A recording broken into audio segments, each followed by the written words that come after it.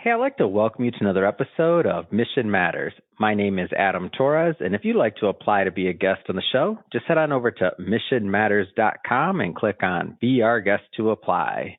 All right, so today is a very special episode. We have a returning guest. I believe the last time I had Chris Prefontaine on the show, who's the chairman and founder over at Smart Real Estate Coach, was back in 2021. So it's been a while, man. Chris, it's good to have you back, man. Well, thanks for having me back, but time flies.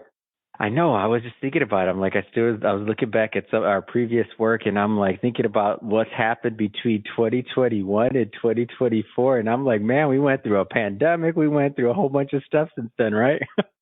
We sure did. So, Chris, just to get us kicked off here, one of the reasons why I wanted to invite you back on the show is I know, of course, your book, Real Estate on Your Terms. Also, I'm super interested in what you're doing with the Wicked Smart community. So we'll talk about that as well. But we'll get this episode set up, Chris, the way that we do them all with what we like to call our Mission Matters Minute. So, Chris, at Mission Matters, our mission is to amplify stories for entrepreneurs, executives, and experts. So that's what we do. Chris, what mission matters to you? Well, right now, the company side of things, we are on a 3-year new mission that was rewritten at the beginning of 24. The gist of it hasn't changed, Adam, in that we really care about our students doing deals, whereas a lot of education companies care about what? Selling stuff. We care about getting in the trenches and doing deals. So that mission is locked and loaded for 24, 25, and 26. And it's all about shortening the time to deal for them. We call it TTFD, time to first deal, and actually getting them in the trenches. Yeah, it's awesome. And for those that maybe don't know your background, I mean, I know you for podcasts, I know you for books, I know you obviously for being a coach and also for your real estate platform overall. Maybe just talk a little bit about how you got started in this. Sure. So I've been at this 33 years this year, believe it or not. And I started back building homes with a partner who ran the field, and I ran the office, so to speak, side of things and secured land. I then owned a brokerage, and then I started coaching. After I sold the brokerage in 2000, I started coaching realtors, not investors back then, who had GCI of like $2 million, always over $1 million, but mostly closer to 2. Their lives were a mess, but they were producing. So I coached them. And then I worked on my own investments, and that led me up to the 2008 crash. And the reason I gave you that backstory was after the crash, we were forced, it was just me then, to re-engineer the business because I got beat up during the crash. And what do I mean by re-engineer? Never signing personally on bank loans again, never taking out investor money, never using gobs of your own money. And the logic was simple, Adam. I had no credit and I had no cash after going through the crash.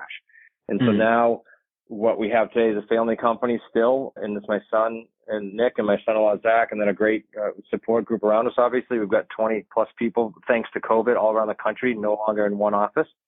And in addition to our own deals that we buy in the creative real estate space, we also help students do the exact same thing, as I alluded to earlier, in the trenches all over the United States. I'll say North America, but primarily in the U.S. Yeah. What's your vision with Smart Real Estate Coach? Like what's your goal there? The goal is to constantly, I kind of alluded to with the mission, the goal is to empower individual investors to become wicked smart real estate investors. And that is done by shortening that time to first deal and getting them success. Because let's face it, I don't care what niche you're in, when you can work your way to a deal, you're not leaving, right? You're not quitting on yourself in the community. So that's sort of our big beacon right now, is to make sure we're shortening that time frame and getting people the successful 3 payday deals that we do. Yeah, and I think you trademarked 3 paydays, right? We sure did. Yeah, we sure did. Yeah. Explain that. So the 3 paydays, when I came out of the crash, in addition to the no banks and no using gobs of my own money because I didn't have any, the other piece was I said to myself, okay, I've done transactions at that point for 18 years. And the transactions are good. Real estate's been really good to my wife and I and the family. However, every January, as you can imagine, I felt like I was on a treadmill and I had to start the treadmill up again, right? Because it was transactional. You do a deal, you get paid. You build a house, you get paid. Condominium conversion, you get paid. So the trademark 3 paydays allows you to get money now when you do your deal. Sure, that's what everybody's used to. But then that kicks into play a monthly cash flow stream and a longer term cash out that can range from 2 to 20 years. So you have all components: cash now, cash monthly, and cash and wealth down the road. And that's the ideal business model, not just in our situation. So yeah, that's what we trademark. Yeah. And then something that interests me and I don't know if I knew that part about your background about 2008 specifically, but I knew just a little bit about your system, and especially like the Wicked Smart community. So that concept of being able to control many deals with little or no money down, and maybe not signing on loans, like give us some of that structure, like how that came about. So specifically post pivot, you mean how that all kind of came into play? Mm-hmm. Okay. Well, I mean, it came about out of need, quite frankly. So when I came out of the crash, and I started saying, okay, first of all, I was brain dead from February of '08 till February of 12. I didn't want to do deals. I blamed it on me, even though it was a national crisis. So each one of those things were put in place just because of the crash. So I started what I knew from the peripheral, but never did it, was the simple owner financing and subject to methods of purchasing. I just never put it into play. And then the lease purchase. And then I designed a fourth one, which we call AO. It stands for assign out, because that allowed us to either buy without banks or tie up control without even buying these properties. And that was critical for me with no money and no credit back then. So I don't know if that's what you meant. What I can go deeper or I can go more micro on those if you want. Yeah, I mean, that is what I meant, but I do want to go more micro, and I'll tell you why, by the way. So, and one of the reasons why I was excited to have you back on is as I'm looking at it, post-COVID, post-pandemic, like all the things, like, a lot of people have been beat up over the last couple of years. Some people won. I'm not saying everybody did. Some people pivoted. They made it through and otherwise. And some are, looking for either that next career, that next thing, and with your story, I mean, you're coming at it from another angle. So I think it's hopeful. You also have a nuts and bolts, component to it, where I know you're going to be talking about your book a little bit later, and I think there's going to be an offer, and you're going to give some books to our audience as well. But I'm trying to provide some hope here too. So that's why I'm kind of getting in the weeds on that part of it. So yeah, go a little bit deeper.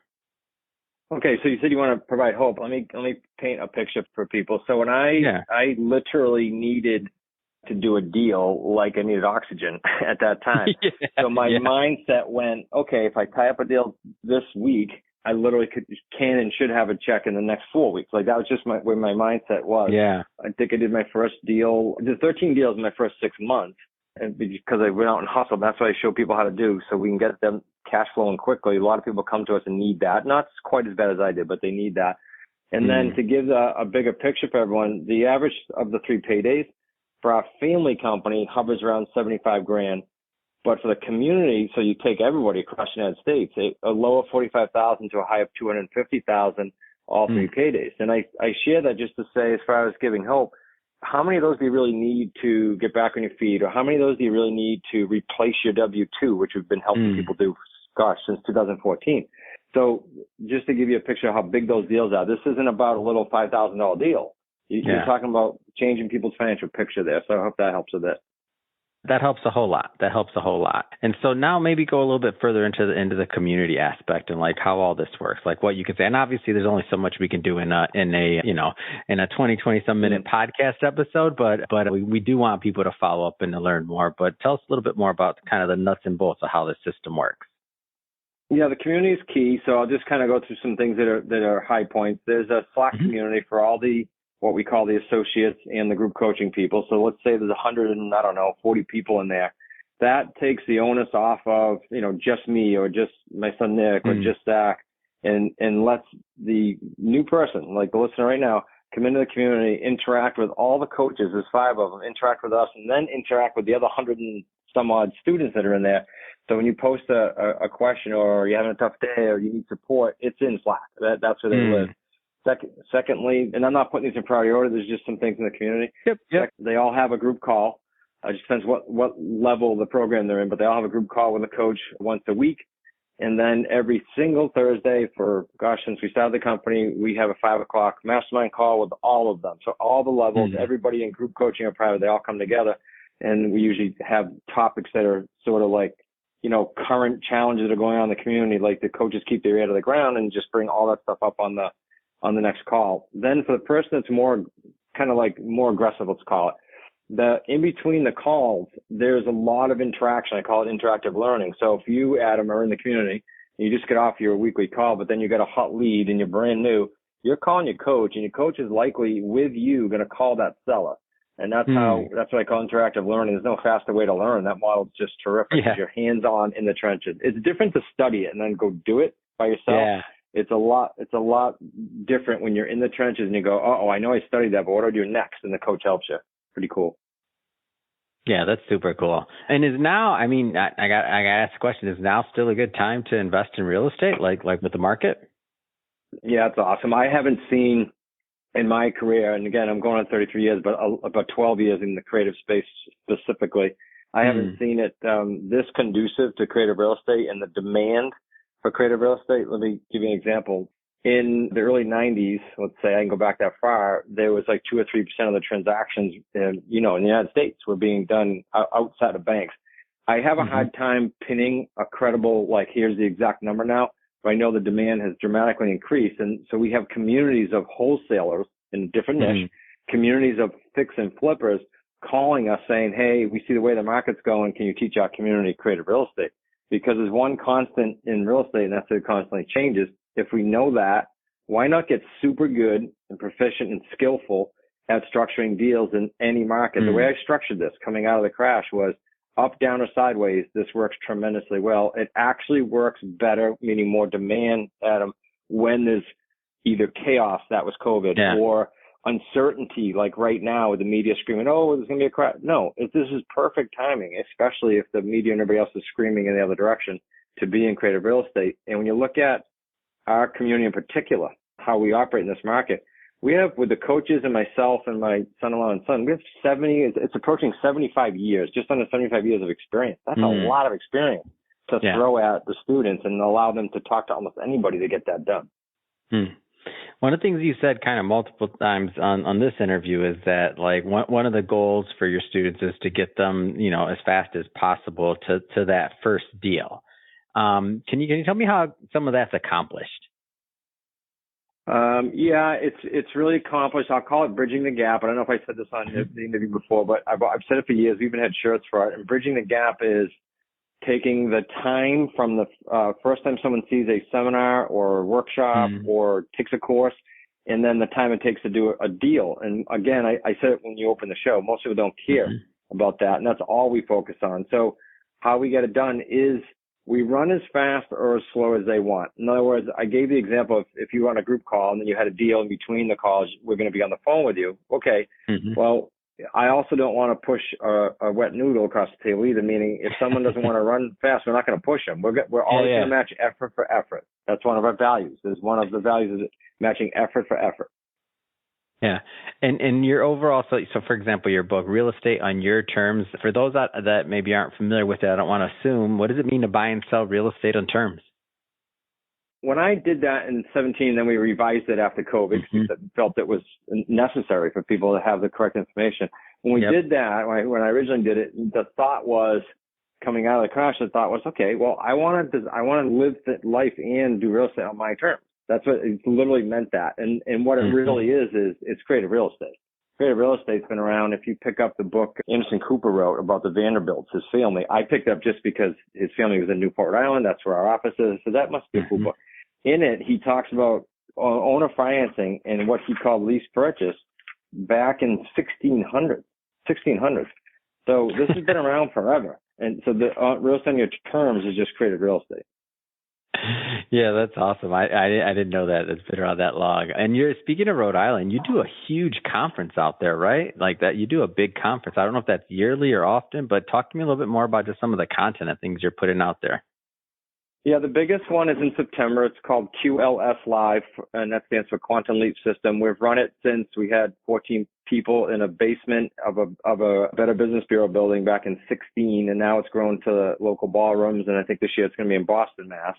And at that event, it's a tremendous experience to immerse yourself in the community because it's really like, okay, I hear this, I see this on YouTube, let me just go see if it's for real. That's really what it's about, I think. But while you're there figuring that out very easily because it's in your face, you will get things like scripting, deal structuring. We do a lot of deal structuring so people can see how we rip apart a deal and actually come up with the 3 paydays. And then, of course, you talked about hope earlier. You get to talk with people just like yourself. If you're a solopreneur or if you're trying to leave your job or, if you're struggling financially, there's someone in the room that accomplished that. And that's why those are so important to go to. And then we do a bunch virtual. We run virtual, workshops almost every week. Once a year in March, we do what we call the Wicked Smart Summit. That's virtual. So yeah, there's an awful lot of chance for you to get exposure to what we're doing. And then you also, speaking of YouTube and otherwise, I mean, you also host the Smart Real Estate Coach podcast too, yeah? Yep.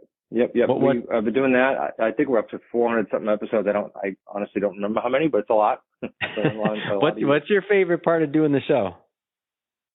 Meeting great people like that's how you and I met. I mean, that's how a lot of our relationships develop, and then we get to meet some other awesome communities, and likewise, like they get to come meet our community. So at our live events, usually the people you see are people I've met on the podcast. That when I say people you see up on stage. Yeah. They're usually people I met on podcasts. And I said, you'd add a lot to our community. Why don't you come? And likewise, Chris, why don't you come to our community? So I just love the exposure it gives us to meet and greet other people. And then frankly, the other part I like about it is just getting the word exposed for creative real estate, because I think that this next few years here, let's just call it 3 to 5 years, has the ability to set up a decade or two of income if you want to get after it. For those that hear that and say, geez, that's for me, I want to kind of catch that wave. Well, I think it's perfect. And the podcast helps us get that word out, of course. Yeah. And I feel like whatever the amount of time is going forward, and I think everybody goes in real estate for their own reasons, right? But for those that are thinking about, and want to think about how they can build that real estate career to then go full time. Like, you've been in this game long enough to see, I mean, you've seen people do it, right? Like, it happens. It's not this mythical dream to be able to acquire real estate and over time, retire. Like, you can make that happen, right? Yeah, like I always have to give you examples instead of fluff or theory. And all of our coaches did exactly that. And I'll just give you two of them off the top of my head. So Rick, who's coming in here tonight because we have some students coming in, he's one of our local coaches, probably a few hours away from me. Rick worked for the government for 30 years, Adam, 30. And he was with us, and inside of 2 years, left his job and replaced a super strong, multiple six-figure income. Brian was an elevator salesman for, 17 years, maybe more, and in 9 months replaced a very strong income. And I could keep going. Mike in California did it. So all our coaches had to have gone through the system. And coincidentally, because they don't have to do this, they all had W-2s that they exited. Yeah. So that's pretty cool to say to your coach, okay, then show me how to do it. And with some predictability, you get to do that. Yeah, that's great. And, it's a great story. It's one that I'm happy to bring to my audience and to see the community continue to thrive. I know I'm on your newsletter, so I get it, and I'm always interested and excited to see the things you have going on. That being said, Chris, if somebody's listening to this or watching this and they want to connect, learn more about what Smart Real Estate is all about, like, what's the best way for people to do that? Well, let's give them the book first of all, so I don't forget that. And that, just go to wickedsmartbooks.com/mission1, the number one. So we know it came from your show. So it's wickedsmartbooks.com/mission1.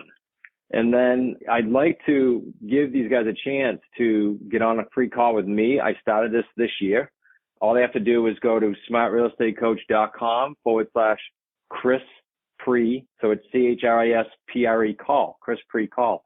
And that way, here's the goal of that. I'm not in our sales department. I have nothing to do with the advisory calls. What that is, you heard me on a show, and I would love to get to the point where I can say to you, okay, where are you now? Where do you ideally want to be? If you were there, we wouldn't be having a conversation. And then what's in the middle? What's in the way? And I can help you with that. Nothing else comes out of that call. You're going to get some direction on what to do next.